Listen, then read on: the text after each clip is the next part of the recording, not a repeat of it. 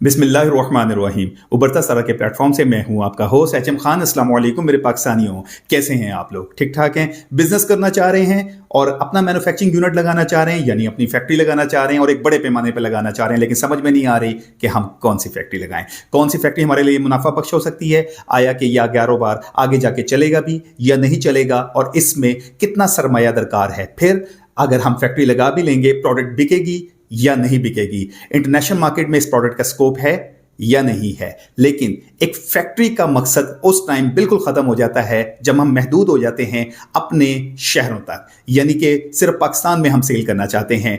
वो फैक्ट्री उस टाइम बहुत ज्यादा तरक्की करती है जो कि एक्सपोर्ट करती है। तो आज मैं आपको 10 ऐसी फैक्ट्रियों के बारे में बताऊंगा। ये मैन्युफैक्चरिंग यूनिट आप पाकिस्तान के किसी भी शहर में लगाएं या दुनिया भर में कहीं भी लगाएं, ये आपके लिए बिजनेस आगे चलकर बल्कि 2 सालों में ही बहुत प्रॉफिटेबल हो सकते हैं। एक फैक्ट्री से आप 2 फैक्ट्रियां 3 फैक्ट्रियां भी लगा सकते हैं। फिर ये प्रोडक्ट्स भी ऐसी हैं जिसकी दुनिया भर में डिमांड है। पाकिस्तान में तो है ही है, लेकिन दुनिया में भी है। एक्सपोर्ट भी कर सकते हैं या दुनिया भर में आप जहां भी हैं और वहीं आप ये फैक्ट्री लगाना चाहते हैं तो आपके लिए इस टाइम ओपन स्पेस है, क्योंकि लेस कंपेटिटिव है। ये बिजनेसेस कौन से हैं, अब मैं इन बिजनेसेस का आपको तारुफ करवाता हूं। लेकिन नए आए हैं तो चैनल को लाजमी सब्सक्राइब करें, बेल आइकन पे क्लिक करें। आपका अपना चैनल है, बिजनेस ओरिएंटेड चैनल है, जिसमें आपको बिजनेस की मालूमात मिलेंगी, इंपोर्ट एक्सपोर्ट की भी मालूमात मिलेंगी।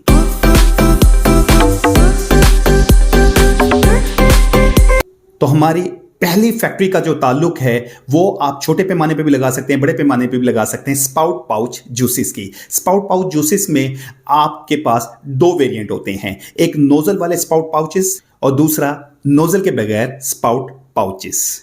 अब इसमें आपको जूस की फिलिंग करनी है, ऑटोमेटिकली मशीन आपको मिल जाती है जिसमें आपके पास 6 नोजल, 8 नोजल, 10 नोजल, 12 नोजल के वेरिएंट चाइना की मार्केट में मौजूद हैं। आप किसी भी फैक्ट्री से लेना चाहें तो ले सकते हैं। ये मशीनरी भी बहुत सस्ती है, $4000 से $6000 में आपको ऑटोमेटिक मशीन मिल जाती है। सिर्फ 1 से 2 लेबर आपको चाहिए होती है और आप पाकिस्तान की और इंटरनेशनल मार्केट में इसकी फरोख्त बहुत अच्छे तरीके से कर सकते हैं। इसमें आपको डिफरेंट पाउचेस भी मिल जाएंगे जो कि आपको फ्रूट के फ्लेवर के मिल जाते हैं। इसमें अगर आप चाहें अपनी ब्रांडिंग करवाना तो आप करवा सकते हैं। छोटे पैमाने पे ये एक अच्छी फैक्ट्री लग सकती है जिसकी फरोख्त आप बहुत अच्छी कर सकते हैं। अभी इसका पाकिस्तान की मार्केट में इतना ज्यादा मैंने रुझान नहीं देखा क्योंकि इसमें कंपटीशन बहुत कम है। 1-2 बड़े ब्रांड ने ये पाउचेस इस टाइम मार्केट में फरोख्त करना शुरू कर दिए हैं और मार्केट में आ चुके हैं।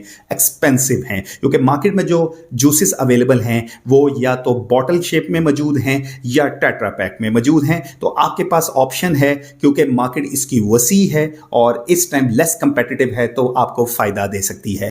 हमारा जो सेकंड मैन्युफैक्चरिंग यूनिट है उसका ताल्लुक फूड पैकेजिंग बिजनेस से है। फूड की जहां बात आ जाती है, आपने देखा होगा मार्केट में बटर पेपर भी हर रेस्टोरेंट्स को जरूरत है, हर छोटे पैमाने पे जो लोग काम कर रहे हैं उनको भी जरूरत है। इसी तरह पैकेजिंग मटेरियल में जैसे पिज्जा बॉक्सेस हो गए, इसी तरह बर्गर बॉक्सेस हो गए, शॉर्मा बॉक्सेस हो गए और इस तरह के डिफरेंट पैकेजिंग मटेरियल रिक्वायर्ड होता है। इसका भी छोटे पैमाने पे आप यूनिट लगवाना चाहें तो आप लगा सकते हैं, लेकिन ये फैक्ट्री थोड़ी सी महंगी होती है क्योंकि इसमें मल्टीपल आपको चीजें चाहिए होती हैं, लेकिन इसकी मार्केट बहुत वसी है और पाकिस्तान में भी सिर्फ बड़े शहरों में 3 से 4 शहरों में इसकी फैक्ट्रियां लगी हुई हैं और बहुत कम लगी हुई हैं। लेकिन इसमें इतना ज़रा गैप मौजूद है कि आप अगर इसकी फैक्ट्री लगाएं तो आपको इसका भी बेनिफिट हो सकता है। हमारे तीसरे बिजनेस का ताल्लुक फूड कंटेनर से है। डिस्पोजेबल बॉक्सेस आपने देखे होंगे, थिन प्लास्टिक के या प्लास्टिक के या थर्माकोल के।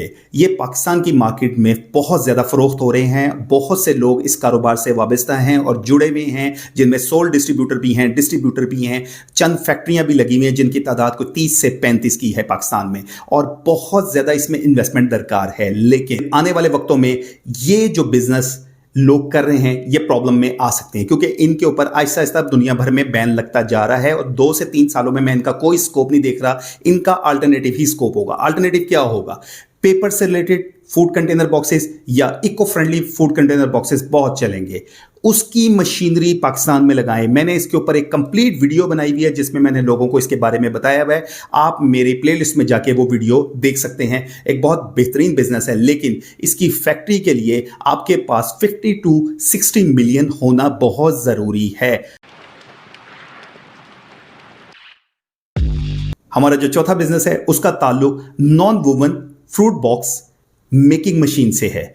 फ्रूट के बॉक्सेस आपने देखे होंगे जो कि क्रेट होते हैं, उन क्रेट में आपने देखा होगा बाज लोग पेपर यूज कर रहे होते हैं, उनके ऊपर फ्रूट्स को या वेजिटेबल्स को रख रहे होते हैं। इसी तरह अब उन क्रेट में नॉन वूवन का एक बैग रखा जाता है और आने वाले वक्तों में इसने ही चलना है। इसकी भी मशीनरी चाइना में और वियतनाम में मिलती है, लेकिन चाइना में ZX कंपनी की मशीनरी बहुत ज़्यादा पॉपुलर है। ये मशीनरी कोई इतनी ज़्यादा महंगी नहीं आती, ये अगर आप लगाएं और फ्रूट के जो बिजनेस से या वेजिटेबल के बिजनेस से जो लोग वाबस्ता हैं आप उनको दे सकते हैं। इसके अलावा भी जो लोग ग्रोसरी का काम करते हैं या वो लोग जो FMCG प्रोडक्ट्स को सेल करते हैं उनको भी इसकी ज़रूरत होगी। ये भी एक बहुत अच्छा बिजनेस है और कोई इतना ज़्यादा इसमें आपको लेबर वगैरह की या फैक्ट्री की स्पेस की या बहुत ज़्यादा इसमें चीज़ों की ज़रूरत नहीं है। हाँ, इसमें ज़रूरत है सरमाए की, लेकिन एक फैक्ट्री की मुनासबत से कम सरमाए की ज़रूरत है। ये भी एक अच्छा बिजनेस है। हमारी 5वीं फैक्ट्री का ताल्लुक जो है eco friendly straw making machine से है।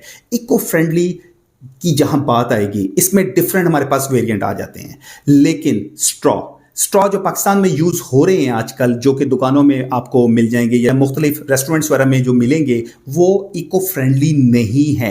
ये वक्त है फैक्ट्री लगाने का। Eco friendly straw making machine लगाएं। कोई इतनी ज़्यादा स्पेस नहीं लगती, 5 से 10 मरले की जगह पे ये लग जाती है। इसके लिए इतनी ज़्यादा बिजली की कंजप्शन भी नहीं होती है। अगर सोलर साथ लगा लें तो बहुत ही अच्छा बात है। ये आपको एक अच्छा मुनाफा दे सकता है अगर इको फ्रेंडली आपका हो। इको फ्रेंडली की जहां तक बात आएगी उसमें रॉ मटेरियल भी बहुत आराम से पाकिस्तान में मिल जाएगा और बल्कि मैंने जितने भी बिजनेसेस आपको बताएं इसके लिए रॉ मटेरियल में आपको कोई प्रॉब्लम नहीं आएगी। हमारी 6ठी फैक्ट्री का जो ताल्लुक है कोन मेकिंग मशीन है।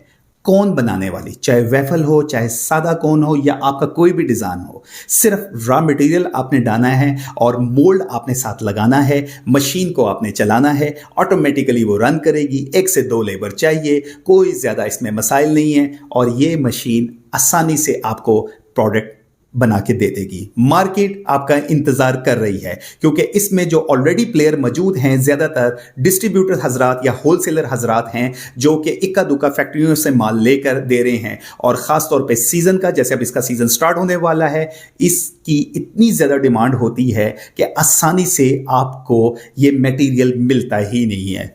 इस बिजनेस के बारे में भी सोचा जा सकता है। मशीनरी भी कोई ज्यादा महंगी नहीं है। $8,000 से लेके $18,000 तक इसकी मशीनरी आ जाती है। डिपेंड करता है आपको कौन सी कैपेसिटी की चाहिए, किस लेवल की चाहिए। हमारे 7वें बिजनेस का ताल्लुक एक ऐसे बिजनेस से है जिसके बारे में बहुत कम लोग सोचते हैं या सोच भी रहे हैं। जिनको पता है उनको मालूम नहीं है ये कहां से आती है, किधर से मिलती है। और पाकिस्तान में कुछ लोग ये तैयार कर रहे हैं, लेकिन एक्सपीरियंस बहुत हो रहा है। एक्सपीरियंस की जहां तक बात करेंगे, पाकिस्तान में इसका कोई अच्छे लेवल पे तैयार नहीं कर रहा। मैं बात कर रहा हूं रोटरी की।